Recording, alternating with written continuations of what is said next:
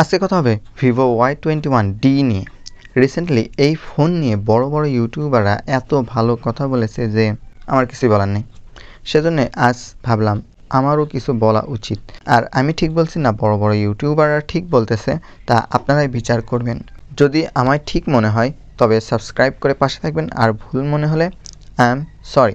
ফোনটা 15ই September 2025-এ launch হয়। এই ফোনটা বাংলাদেশে দুটো ভেরিয়েন্টে পাওয়া যায়, 6 128 19,000 টাকা ও 8 128 21,000 টাকা। শুরুতেই বলবো এই বাজেটে 8 256 জিবি ভেরিয়েন্টও দেখা যায়, যা নেই। তো 21,000 টাকায় আমার মতে 8 256 জিবি স্টোরেজ ভেরিয়েন্ট রাখা উচিত ছিল। প্রথমে ডিজাইন নিয়ে বলতে গেলে এর ডিজাইন সবারই মনে হয় পছন্দ হবে, বেশ প্রিমিয়াম একটা ফিল দেবে। আমারও পছন্দ হয়েছে। পাওয়া যায় দুটি কালারে, জেডি গ্রিন ও কোরাল রেড। এর দৈর্ঘ্য 166.14 মিলিমিটার, প্রস্থ 77.01 মিলিমিটার এবং থিকনেস 8.39 মিলিমিটার এবং ওজন 209 গ্রাম। বডিটা প্লাস্টিকের তৈরি, আলাদা কোনো প্রোটেকশন নেই, তবে কিছু কিছু জায়গায় গরিলা গ্লাসের প্রোটেকশন আছে বলে জানতে পারলাম। তবে যাই থাক না কেন আপনি অবশ্যই আলাদা একটা প্রোটেক্টর গ্লাস ব্যবহার করবেন। এই ফোনে IP68 ও 69 রেটিং রয়েছে, অর্থাৎ বুঝতেই পারতেছেন ওয়াটারপ্রুফ এবং IP69 রেটিং থাকায় হাই প্রেসারেও এতে পানি ঢোকার সম্ভাবনা নেই। তবে আইপি রেটিং দেখে যারা এই ফোনটা কিনতে চান তাদের জন্য আলাদা কিছু কথা আছে, সেটা আমি ভিডিওর শেষে বলতেছি। এখন যদি ডিসপ্লে নিয়ে বলি, এতে IPS LCD 6.68 ইঞ্চির 5 হোল HD প্লাস অর্থাৎ 720x1608 পিক্সেল এর ডিসপ্লে রয়েছে। এর PPI 264 এবং 1000 নিট পিক ব্রাইটনেস রয়েছে। পাশাপাশি এটা কিন্তু একটি 90 হার্জের একটি ডিসপ্লে। তো এই বাজেটে আমরা খুব সহজেই কার্ভ সুপার অ্যামোলেড 1.5K রেজলিউশনের 120 হার্জের বেজেললেস সিমেট্রিক্যাল ডিসপ্লে দেখতে পাই অনেক ফোনে। তো বুঝতেই পারতেছেন কমতি কোথায় রয়েছে। আর এই ডিসপ্লেটা ঠিকঠাক থাকলেও বেজেলটা কিন্তু বেশ মোটা। IPS হিসেবে কালারটা ঠিকঠাক রয়েছে এবং 1000 নিট পিক ব্রাইটনেস থাকায় বাইরে ডিরেক্ট সানলাইটে ইউজ করতে সমস্যা হবে না। বাট কমতির কথা আমি বলে দিচ্ছি কোথায় কোথায় ডিসপ্লেতে কমতি রয়েছে। স্টোরেজ নিয়ে বললে এখানে LPDDR4X এর 6 ও 8 জিবি র্যাম এবং eMMC 5.1 এর 128 জিবি রোম থাকতেছে। যদি বলি ভাই এইটা UFS এর যুগ, এই সময় যদি eMMC 5.1 তাও আবার এই বাজেটে দেওয়া হয় তাহলে এটা একেবারেই বেমানান। তবে যদি 21,000 টাকা বাজেটে 8 256 জিবি ভেরিয়েন্ট দিত তাহলে আমি হয়তো স্টোরেজ নিয়ে তেমন কিছু বলতাম না। ক্যামেরা নিয়ে বললে এখানে 50 মেগাপিক্সেলের মেইন ক্যামেরা এবং 5 মেগাপিক্সেলের একটি ফ্রন্ট ক্যামেরা রয়েছে। মেইন ক্যামেরার পাশাপাশি এখানে আরেকটি ফালতু ক্যামেরা রয়েছে। মেইন ক্যামেরার ছবির কোয়ালিটি দিনের বেলায় ভালো, মানে বাজেট অনুযায়ী ঠিকঠাক রয়েছে। তবে এই বাজেটের অন্যদের ক্যামেরা থেকে একটু ভালো ছবি দিতে পারে কিছু কিছু ক্ষেত্রে, যদি আপনি ছবিতে ভালো লাইট দিতে পারেন। ছবির কালারটা অনেক বেশি বুস্ট করে তা না, ছবির ডাইনামিক রেঞ্জ মোটামুটি ঠিকঠাক থাকলেও হাইলাইট ব্যালেন্স সেরকম ভালো না।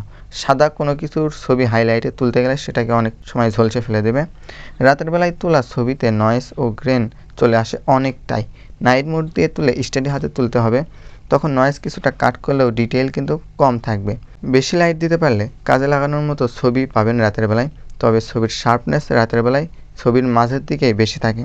এই বাজেটে এর ফ্রন্ট ক্যামেরাটা বেশ কমতি হয়ে যায়, কারণ 5 মেগাপিক্সেল এর ক্যামেরায় ছবির শার্পনেস অনেক কম থাকে। মুখটা ঘষে স্মুথ করার ও সাদা করার একটা প্রবণতা রয়েছে। প্রপার লাইটে ছবি কাজে লাগানোর মতো পেলেও লো লাইট বা ইনডোর লাইটিং কন্ডিশনে বা একটু কম লাইটে ছবি সফট করে অনেকটাই। ছবিতে মোটামুটি ভালো থাকলেও ভিডিওতে কিন্তু এটি বেশ পিছিয়ে রয়েছে। এই বাজেটে আমরা 2K-তে ভিডিও রেকর্ডিং দেখি উইথ EIS, কিন্তু এখানে SoC খারাপ থাকার জন্য শুধুমাত্র 1080p 30fps ভিডিও করা যায়, EIS নেই। অর্থাৎ স্টেবলভাবে ভিডিও করতে না পারলে ভিডিও ঘোলা আসবে। হার্ডওয়্যার ও সফটওয়্যার নিয়ে বলতে গেলে এখানে Android 15 এর উপর ফান্টাস OS 15 এবং SoC হিসেবে রয়েছে ইউনি SoC T606, যা 12 ন্যানোমিটার আর্কিটেকচারের একটি অক্টা কোর চিপ। এর আন্তর্জাতিক স্কোর 3,50,000 প্লাস। এটা কিন্তু একটা এন্ট্রি লেভেলের SoC, যা আজ থেকে 3 থেকে 4 বছর আগে বাইর হয়। আগে আমরা 8 থেকে 9,000 টাকার অনেক ফোনে দেখতাম, এখন তো 7 থেকে 8,000 টাকার ফোনেও ইউনি SoC T720 এর মতো SoC অনেক সময় দেখা যায়। এই বাজেটে আপনি easily MediaTek Helio G99, 99 ultimate, 100, 200 এমনকি ডাইমেনসিটি 64005G এর মতো SoC দেখতে পারবেন, যার পারফরমেন্স এবং নির্ভরযোগ্যতা এই এসওসির থেকে অনেক ভালো, কারণ ইউনিএসওসি এর এসওসিগুলো প্রথম দিকে ভালো পারফরমেন্স দিলেও কয়েক বছর পর পারফরমেন্স ড্রপ করে এবং অনেক সময় গরম হয় বেশি। এই এসওসিটা দিয়ে এই ফোনে আপনারা ফ্রি ফায়ার খেলতে পারবেন, তবে পারফরমেন্স যে অনেক ভালো পাবেন তা না। পাবজি সহ অন্যান্য গেম না খেলাই ভালো। আর ফ্রি ফায়ার যে অনেক স্মুথ একটা রেজাল্ট পাবেন তা কিন্তু না। মাঝে মধ্যে ল্যাগ স্টার্টার পাবেন, ফোনটা গরম হবে। ফোন কেনার 1 থেকে 1.5 বছর পর ফোনটা একটা ল্যাগি ভাব চলে আসবে। এক কথায় এই বাজেটে পারফরমেন্সটা কিন্তু অনেক বাজে হয়ে যায়। তার উপর ভালো স্টোরেজ ভেরিয়েন্ট না থাকায় স্পিড আরও কম পাবেন। আর ইউআই নিয়ে বলতে গেলে ইউআইতে বাগ ভাল্লুক নেই, তবে প্রচুর ব্লুটুথ দেখবেন যা আগে আনইনস্টল করে নেবেন, নইলে ফোনের পারফরমেন্স আরও কমে যাবে। এমনিতে খারাপ এসএসসি দিয়েছে, তার উপর এত ব্লুটুথ বুঝি না এদের মাথায় কি আছে। ব্যাটারি নিয়ে বলতে গেলে এখানে একটু বেশি দিয়েছে, 6500 mAh-এর একটি লিথিয়াম আয়ন ব্যাটারির সাথে 44 ওয়াট এর ফাস্ট চার্জার। বেশ দ্রুতই চার্জ হয়। তবে ব্যাটারি বড় দেখে ভাববেন না সব টাকা ব্যাটারিতে লেগে গেছে, কারণ আমি স্যামসং 530 একটা বাটন ফোন কিনেছি যার দাম মাত্র 1500 টাকা এবং তাতে কিন্তু 4000 mAh-এর একটি বড় ব্যাটারি থাকতেছে।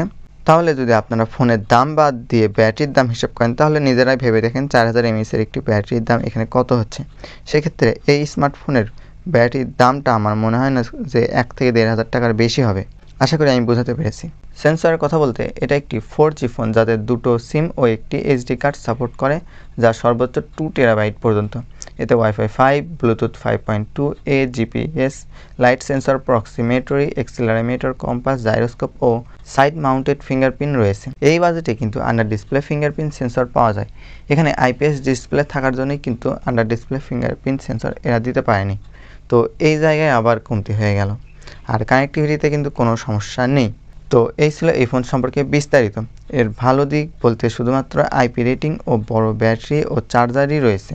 আর খারাপ দিক বলতে ডিসপ্লে ও পারফরমেন্স বেশ খারাপ। ক্যামেরা ও স্টোরেজ আরও ভালো করা উচিত ছিল।